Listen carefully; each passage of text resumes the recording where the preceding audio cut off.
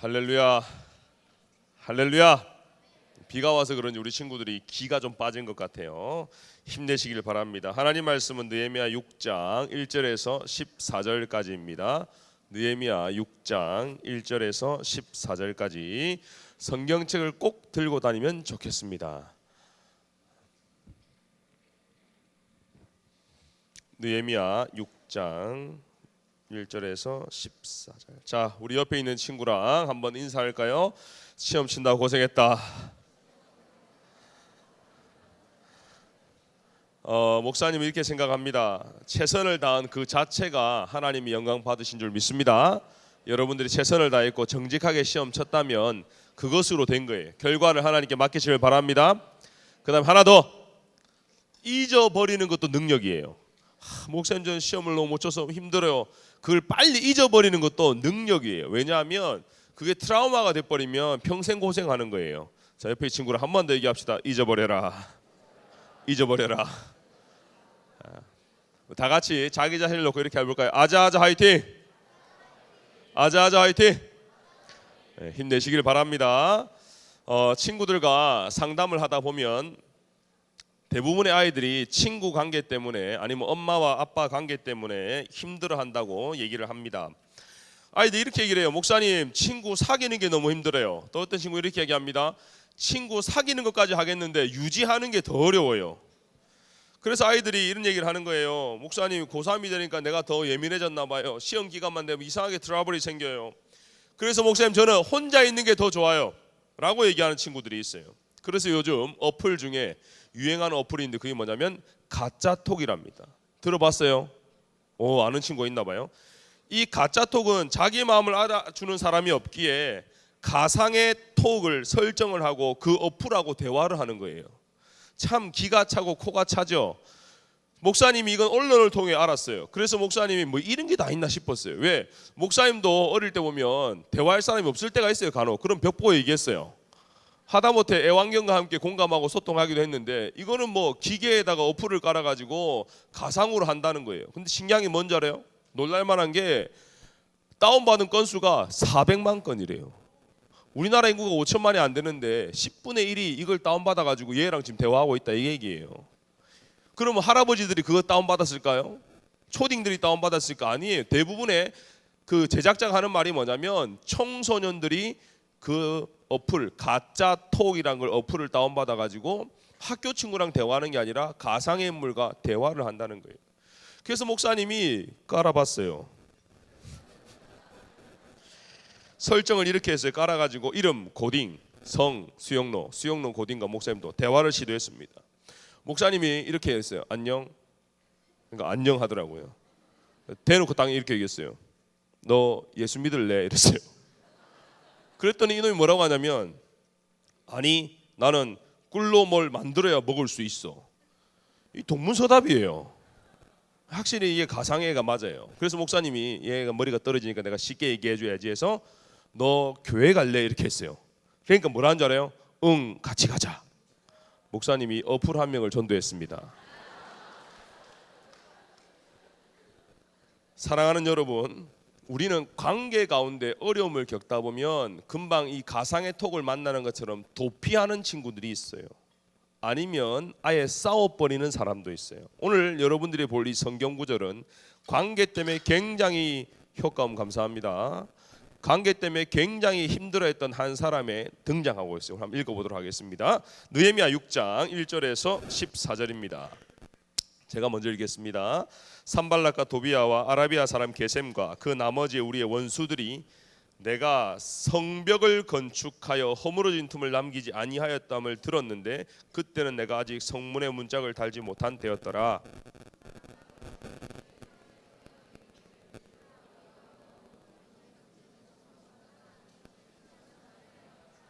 여러분 그냥 읽지 마시고요. 오늘 내용은 굉장히 스펙타클합니다. 영화로 만들면요 액션 영화 나옵니다. 그 정도로 재밌는 본문이에요.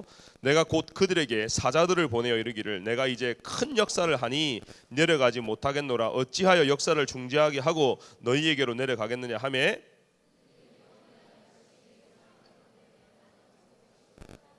산발랏이 다섯 번째는 그 종자의 손에 봉하지 않은 편지를 들려 내게 보냈는데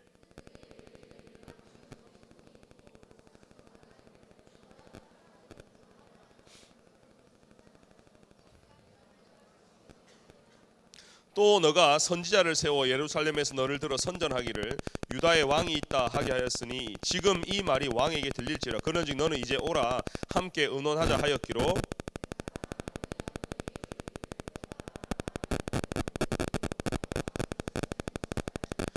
이는 그들이 다 우리를 두렵게 하고자 하여 말하기를 그들의 손이 피곤하여 역사를 중지하고 이루지 못하리라 함이라. 이제 내 손을 힘있게 하옵소서 하였노라.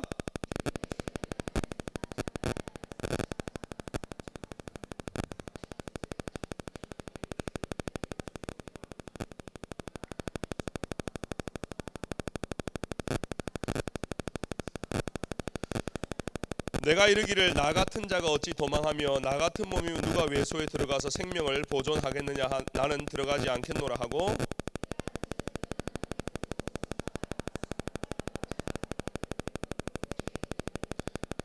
13절 14절 다 같이 시작. 그들이 뇌물을 준 까닭은 나를 두렵게 하고 이렇게 함으로 범죄하게 하고 악한 말을 지어 나를 비방하려 함이었느니라.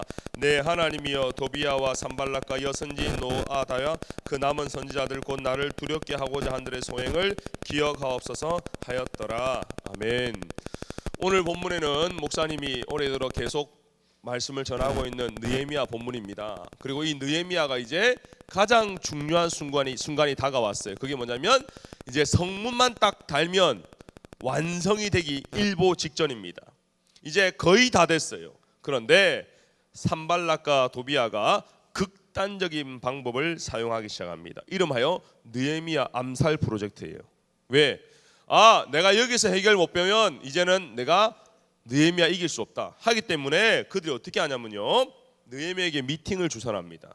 나와볼래? 한 번만 만날래? 하고 종을 보내서 미팅을 주선해요. 근데 느헤미야가 알아요. 여기 나갔다가는 죽는다는 걸 알아요. 그래서 안 가요. 무시해요. 그랬더니 어떻게 합니까? 한 번 또 보내고 또 보내고 또 보내고 될 때까지 보내는 거예요. 그럼 포기할 만도 하잖아요. 아니요. 참 신기한 게 뭐냐? 인간이 독해지고 악에 바치면 관계 안에 브레이크가 없어요. 막 가게 되는 거예요. 자, 산발락과 도비야가 계속적으로 만나자 하는데 이쪽에서 속된 말로 쌩까기 시작한 거예요. 그러니까 이번에는 어떻게 하냐면 너 한번 죽어봐라 하고 여론을 조작하기 시작합니다. 그래서 봉하지 않는 편지를 이불로 만들어요. 우리가 편지를 보낼 때는요, 자기가 쓴 사람이 딱 붙이고 도장을 딱 찍어요. 그래서 처음 뜯는 사람만 내가 처음 뜯는 건 알게 하는데 이불로 봉하지 않아서 안에 내용을 조작합니다. 이렇게 합니다. 느헤미야는 쿠데타 일으킬 겁니다. 느헤미야는 왕을 배반할 겁니다 하는 나쁜 선전을 유도를 해서 막 사람들에게 뿌리기 시작합니다. 그 소문이 느헤미야에게도 오기 시작합니다. 지금 우리도요, 인터넷 글을 보다 보면 자극적인 제목을 보면 왠지 클릭하고 싶고 왠지 댓글 달고 싶은 게 우리의 악한 본성이에요. 똑같이 이스라엘 백성들도요, 여론몰이가 시작되니까 사람들이 막 수군거리기 시작합니다. 느헤미야가 성벽을 하는 게 지가 왕이 되려고 하는 거네, 지가 쿠데타 하려는 거네 하고 여론을 조작하려고 낚시질을 하기 시작하는 거예요. 근데 느헤미야가 지혜롭게 대처합니다. 나는 아니라 하고 더 이상 얘기하지 않아요. 이러니까 이제 마지막에는 어떻게 하냐면 이 산도깨비, 산발락과 도비야 줄여서 사탄과 합쳐서 내가 산도깨비를 합니다. 이 산도깨비가 이래도 안 넘어와. 이제는요, 느헤미야가 신뢰하고 있던 선지자 스마야를 돈으로 꼬셔요. 그가 와서 이제 느헤미야한테 이렇게 얘기하는 거예요. 느헤미야, 너 성 안에 있으면 죽어. 너 어디를 가야 되냐면 성전 외소로 가야 돼. 거기서 숨어야 돼. 너 그래야 살 수 있어. 이렇게 조언을 해주는 거예요. 여러분 같으면 어떻게 하겠어요? 선지자께서 그렇게 말씀해 주시니까 그래, 그렇게 해야지 라고 할 텐데, 아니요, 느헤미야는 그 수법까지도 넘어가지 않았어요. 다시 말하면요, 느헤미야 주위에는 전부 다 어떤 사람이냐면 친했던 사람이든 선지자든 악한 사람이든 모두가 나를 죽이려 하고 해하려 했던 사람들 속에서 살아가고 있었고, 그 안에서 하나님의 일을 하고 있었던 사람이 바로 느헤미야였습니다. 사랑하는 우리 고딩 여러분, 우리는 관계 가운데 살아납니다. 우리 주변에는요, 항상 우리에게 마음을 알아주고 조언을 해주고 착한 일만 해주는 친구만 있는 게 아니에요. 오늘 이 본문처럼요, 나를 해하고자 하는 사람들 가운데도 살아갑니다. 그리고 어떤 친구들은요, 오늘 본문처럼 소문을 만들어내는 친구들도 있어요.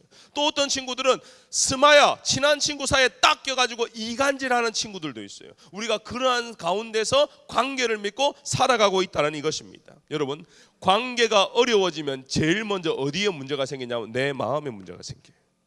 다른 사람의 마음에 문제가 생기는 게 아니라 내 마음에 문제가 생기는 거예요. 계속해서 생각이 나요.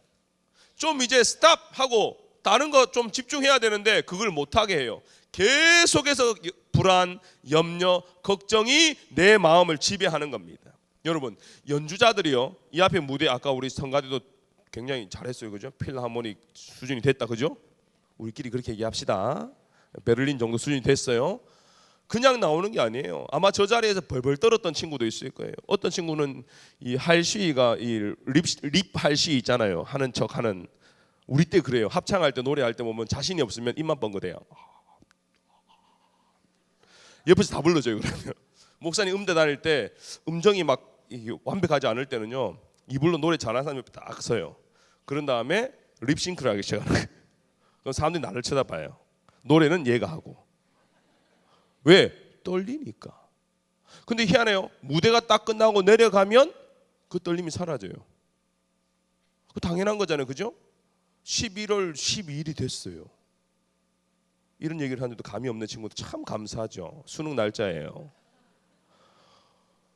그날이 되면 지금부터 D-Day 적어놓고 벌벌 떠는 거예요. 근데 희한한 게 뭔지 아세요? 13일 되면요, 다 사라져요. 당연한 거예요. 근데 이놈의 산도깨비가 이 방법 저 방법 안 되니까 계속적으로 괴롭히기 시작하니까 아마 느헤미야는 잠을 못 잤을 거예요. 왜? 선지자까지 배신했잖아요. 백성들이 지금 자기를 오해하고 있어요. 그리고 산도깨비는 자꾸 나를 죽이려고 딱 붙잡고 있는 거예요. 그러니까 마음이 천국이었겠어요, 지옥이었겠어요? 지옥이죠. 오만 부정적인 생각이 많이 들 때예요. 근데 오늘 본문에 보니까 느헤미야가 승리를 했단 말이에요. 그럼 어떻게 하면 여러분들이 어려움을 극복할 수 있는가? 딱 하나입니다.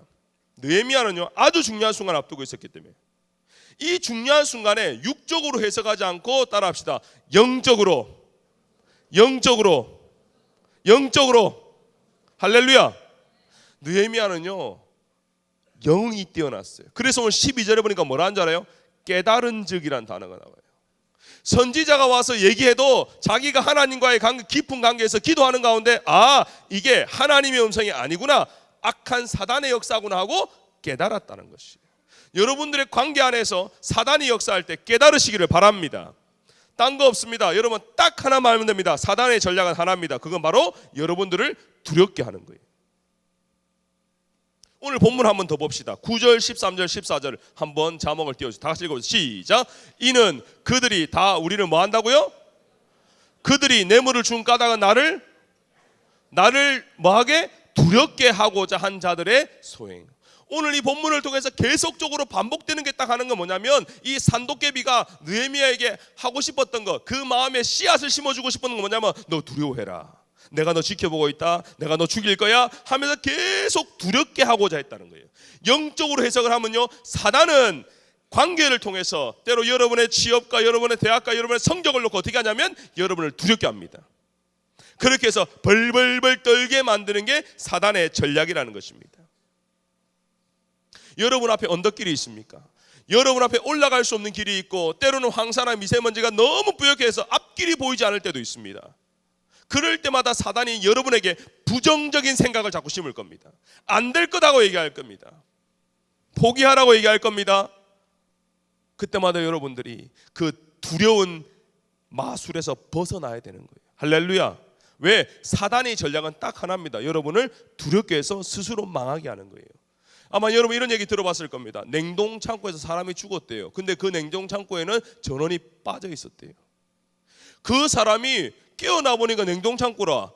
그러니까 나는 얼어 죽겠구나 하는 생각이 있어. 근데 사실은 전원도 꼽혀 있지 않았어요. 근데 희한한 게 뭔지 알아요? 사람의 온도가 떨어지기 시작하는 거예요. 내가 냉동 창고에 있다는 거, 그거 하나 때문에 두려움이 오기 시작하니까 내 몸이 반응을 하는 거예요. 그리고 점점 두려움이 많아지니까요, 잡생각이 많아지고 부정적인 생각이 많아지고, 나는 여기 죽을 거야 하고 진짜 얼어 죽는 일이 벌어진다는 거예요. 왜요? 사단이 그렇게 우리를 무너뜨린다는 거예요. 여러분, 하나를 더 기억하세요. 사단은요, 두렵게만 할 수 있어요. 할렐루야.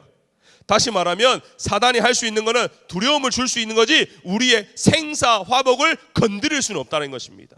여러분, 이걸 믿으시기를 바랍니다. 여러분 가운데 이미 내 마음에 두려움이 있다? 그럼 이렇게 합시다. 내가 기도할 때가 되었구나. 할렐루야. 기억하세요. 사단 마귀는 한계가 있습니다. 두렵게만 할 수 있지 우리를 건드릴 수 없고 우리를 해할 수 없어요. 로마서 8장 한번 읽어봅시다.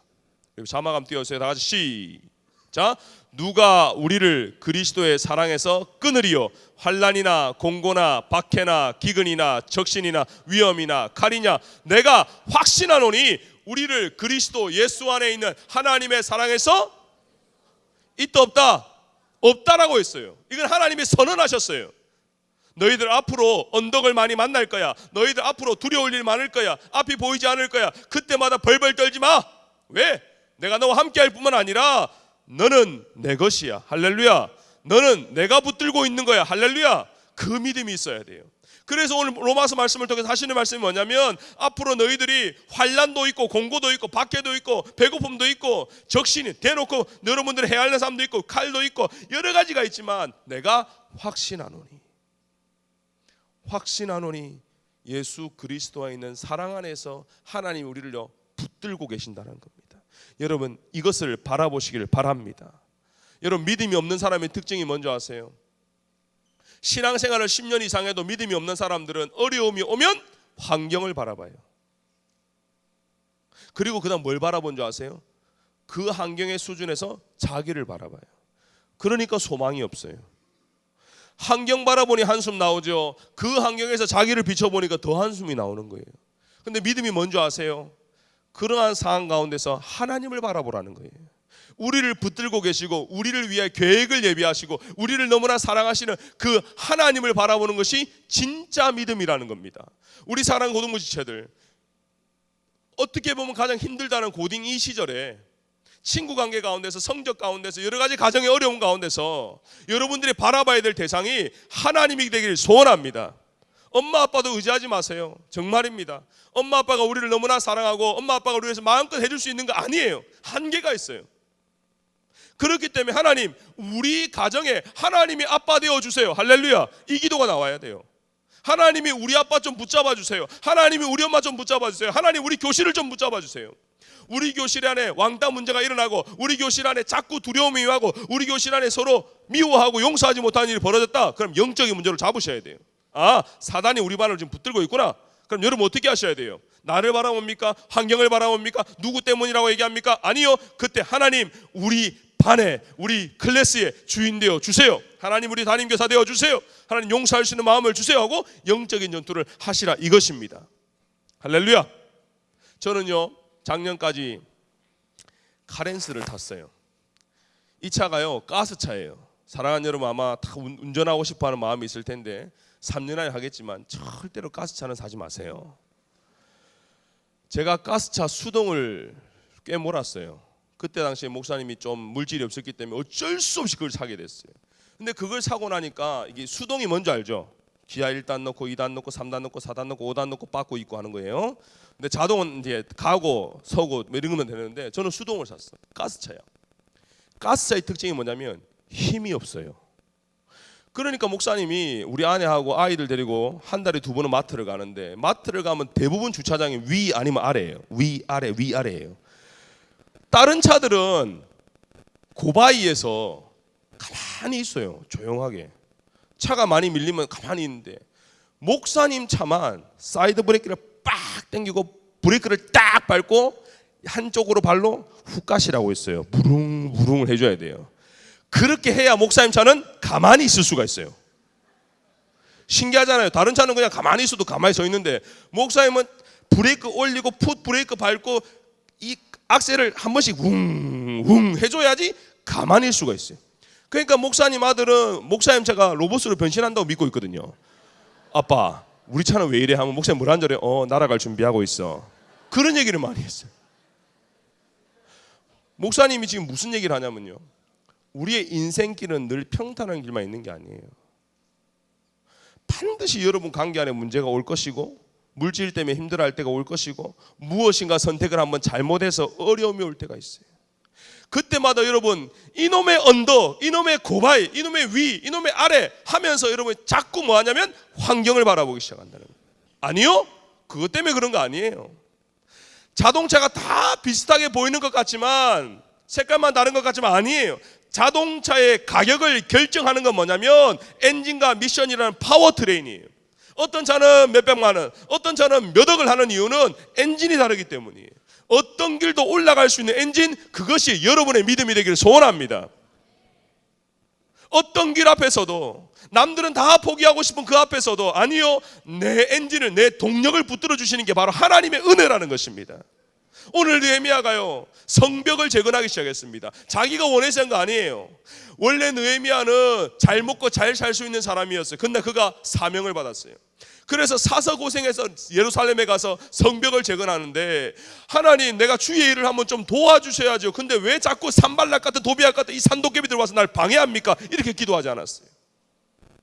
주의 일을 하면 좀 도와주셔야 되는데 계속 방해자들이 나타나는 거예요. 못하게 하는 거예요. 거짓 소문나게 하고, 루머가 퍼뜨리게 하고, 다른 사람들이 나를 자꾸 지탄하게 만들고, 그때마다 느헤미야는 입 딱 다물고 그 문제 앞에 선 게 아니라 이 일을 하게 하시는 하나님을 바라보기 시작했어요. 그리고 하나님 앞에 자신을 드렸어요. 그리고 하나님께서 하실 걸 믿었기 때문에 그는 남들이 가지지 못한 파워트레인, 엔진, 미션이 있었다, 이 말입니다. 우리 사랑하는 고등부지체들이요, 여러분이 가는 그 길을 목사님은 다 갈 수가 없어요. 목사님이 여러분보다 선배이기 때문에 몇몇 조언해 줄 수 있겠죠. 하지만 제가 가지 못한 길은 여러분 또 갈 수 있어요. 그때마다 어떻게 할 겁니까? 상담자를 찾을 겁니까? 포기할 겁니까? 아니요, 지혜를 주시는 하나님을 만나기를 소원합니다. 지혜는요, 지식과 달라요. 지식은 경험이 축적된 게 지식이고, 지혜는 하늘로부터 오는 거예요. 하나님이 주시는 거예요. 저는 다니엘이 받았던 그 10배의 지식이 아니라 10배의 지혜였습니다. 어떤 환경 가운데서도 하나님이 뜻을 깨닫게 하시고 하나님의 방법을 알려주셔서 그가 승승장구할 수 있었다는 거예요. 저는 여러분들 다 사명자라 믿고 있습니다. 할렐루야. 한 사람도 우연히 태어난 사람이 없습니다. 다 하나님이 예수 그리스도의 핏값으로 산 귀한 존재들입니다. 그렇기 때문에 주님이 여러분을 어떻게 부르는지 알아요? 너는 내 것이라고 하게. 왜? 샀어요. 대가를 지불했어요. 꽤 큰 대가를 지불했어요. 예수님을 죽이고 여러분을 샀단 말이에요. 그냥 샀을까요? 아니요, 이유가 있어요. 여러분을 향한 분명한 목표와 비전이 있어요. 우리가 지금은 알지 못하지만 하나님을 알고 계시기 때문에 여러분을 꼭 붙잡아 주실 거예요. 근데 우리 혼자 두려움에 휩싸여 가지고 모른다고 하는 거예요. 사랑하는 우리 고등이부 지체들이요, 느헤미야는 사단의 전략을 분명히 알았어요. 두렵게 하는 겁니다. 여러분, 두려움에서 벗어나기를 소원합니다. 여러분의 미래, 여러분의 성적, 여러분의 관계, 그런 것보다 하나님의 관계를 먼저 생각하시는 귀한 여러분 되시기를 바랍니다. 딴 거 아니에요. 느헤미야는 누구보다 하나님과 친밀했어요. 선지자 스마야보다 더 하나님과 친밀했어요. 이게 신앙생활입니다. 그렇기 때문에 확신 가운데 거할 수가 있었어요. 누가 옆에서 아무리 두렵게 해도 그가 딱 하나 깨달은 즉, 여러분 성경에 형광펜 쳐놓으세요. 깨달은 즉에 쳐놓으세요. 그 여러분 가운데서 어려움이 올 때마다 하나님 깨닫게 해주세요. 이게 은혜입니다. 깨달아지는 게 은혜예요. 내가 하나님의 자녀인 게 깨달아지는 거, 내가 죄인인 게 깨달아지는 거, 그럼에도 불구하고 예수 그리스도의 사랑으로 내가 하나님의 자녀가 되었던 거, 그 깨달아지는 게, 이게 신앙생활의 핵심이요 복음이요 여러분들이 힘써 찾아 나아가야 될 것인 줄 여러분 믿으시길 바랍니다.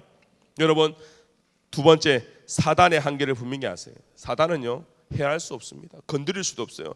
자꾸 옆에서 조잘되는 게 사단이지 여러분을 터치할 수 없는 게 사단입니다. 그렇기 때문에 그 믿음을 가지고 하세요. 그러면 여러분 가운데 하나님의 은혜가 있을 것입니다. 딴 거 없습니다. 한번 따라 합시다. 하나님과 친밀하자. 아멘. 목사님은 저 앞에서 단 둘이 친구가 올 때마다 이렇게 물어요. 너희들 친구야? 하면 예, 장점 세 가지 얘기해봐. 그럼 그때부터 진짜 친구들은 막 나와요.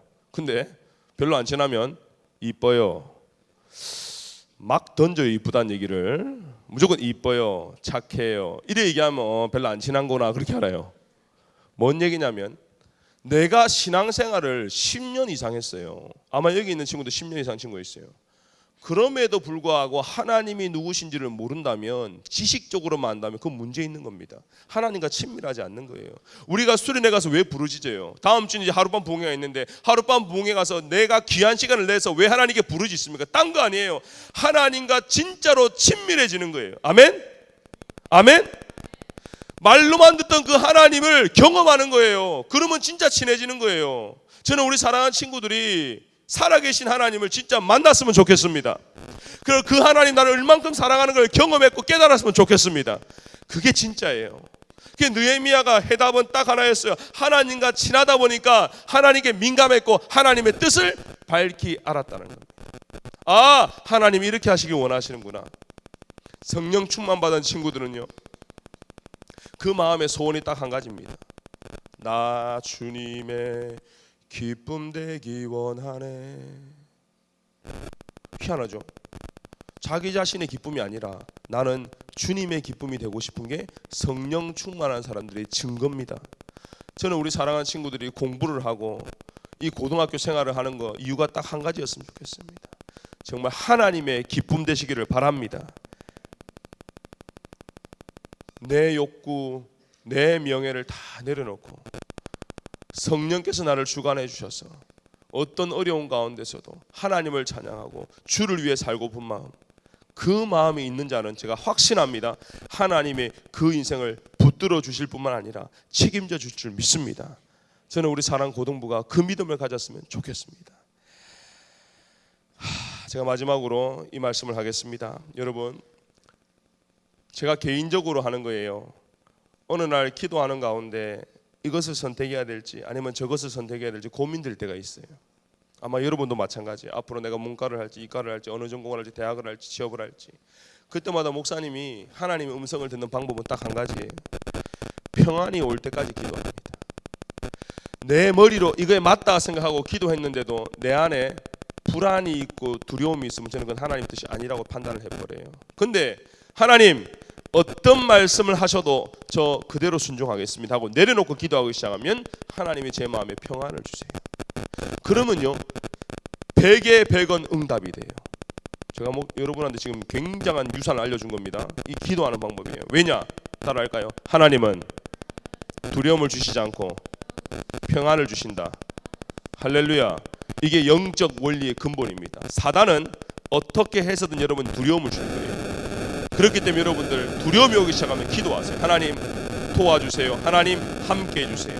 그 여러분 이사야 43장에 주님이 너는 내 것이라 하시기 전에 제일 먼저 하신 말씀 먼저 하세요. 너희는 두려워 말라 했어요. 왜? 하나님이 임하기 시작하면요 악한 영이 떠나가면서 두려움이 함께 떠나가는 것입니다. 여러분 가운데 혹시나 지금 친구 관계 때문에, 물질 때문에, 엄마 아빠 관계 때문에, 가정의 문제 때문에 두려워하고 불안에 떨고 염려하는 친구 있다면 가짜톡 깔지 말고 하나님 앞에서 친밀해지시고 하나님 앞에 기도하는 아름다운 여러분 되시기를 바랍니다. 기도하겠습니다. 우리 다 같이 일어나서 찬양하고 기도하겠습니다.